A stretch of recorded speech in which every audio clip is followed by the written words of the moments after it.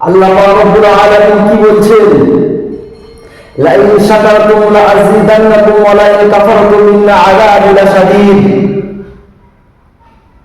বান্দা যখন আমার নিয়ামতের শুকরিয়া আদায় করবে, আমি রব্বুল আলামিন তার নিয়ামতকে আরো বাড়িয়ে দেব, আরো বাড়িয়ে দেব, আরো বাড়িয়ে দেব। আর যখন আমার নিয়ামতকে অস্বীকার করবে, নাশুকরি করবে, আমি রব্বুল আলামিন তার জন্য কঠিনতম শাস্তি রেখে দিয়েছি। ইন্না আযাবি লাশাদীদ, নিশ্চয়ই তার জন্য কঠিন শাস্তির ব্যবস্থা করে রেখেছি। আজকে মুসলমান আল্লাহর নাশুকরি করছে, কিতাবুল্লাহ এবং সুন্নাতে রাসূল থেকে তারা দূরে হেঁটে যাচ্ছে, কিতাবুল্লাহ এবং সুন্নাতে রাসূলুল্লাহ থেকে তারা পিছু হাঁটছে, সরে যাচ্ছে। তাই আজকে মুসলমানদের এই করুণ অবস্থা, করুণ হাল।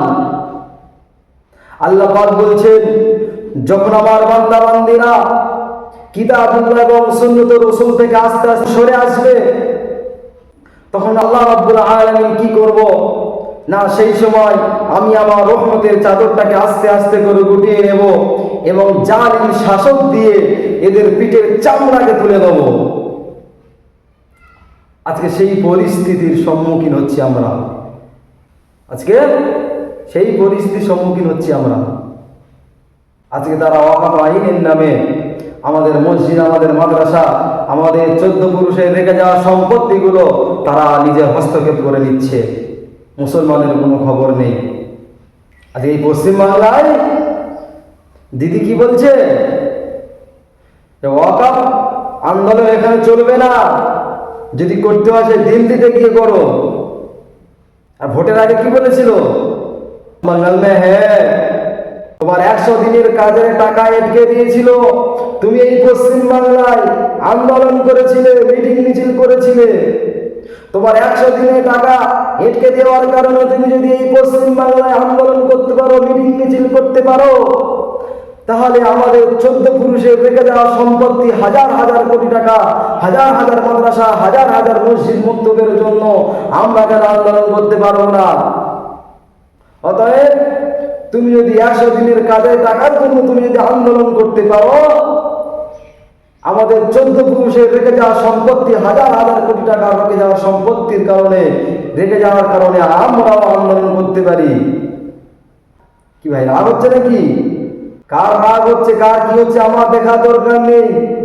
আমি হকের মেম্বারে বসে আছি, এখান থেকে হকের আওয়াজ তোলাটা হলো আমার ইমানি দায়িত্ব। এটা হকের মেম্বার, এখান থেকে হকের কথা বলতে হবে। আজকে ভারতবর্ষে জঙ্গিবাদের নামে আমার কলেমাকে, আমার কলেমার পতাকাকে তারা অপমান করছে,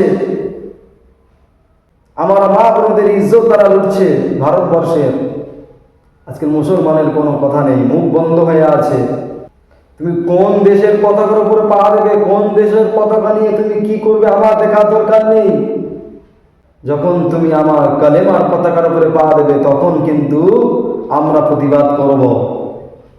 আর আমার ভারতবর্ষের পতাকা নিয়ে যখন তুমি অপমান করবে, তখনও কিন্তু আমরা কথা বলবো। একদিকে থাকবে আমার দেশ, একদিকে থাকবে আমার ধর্ম। আজকে জঙ্গিবাদের নামে আমার কলেমার পতাকা তারা পা দিয়ে হেঁটে হেঁটে যাচ্ছে, পা দিয়ে লটকে দিচ্ছে। এর থেকে আর দুঃখের বিষয় কি হতে পারে? আজকে ভারতবর্ষটাকে হিন্দু মুসলিম হিন্দু মুসলিম হিন্দু মুসলিম করে শেষ করে দিতে চাচ্ছে, শেষ করে দিচ্ছে। কি বলছে, এখানে থাকতে গেলে কোনো আল্লাহ মাওলা চলবে না, বলছে না? বলছে না? বলছে।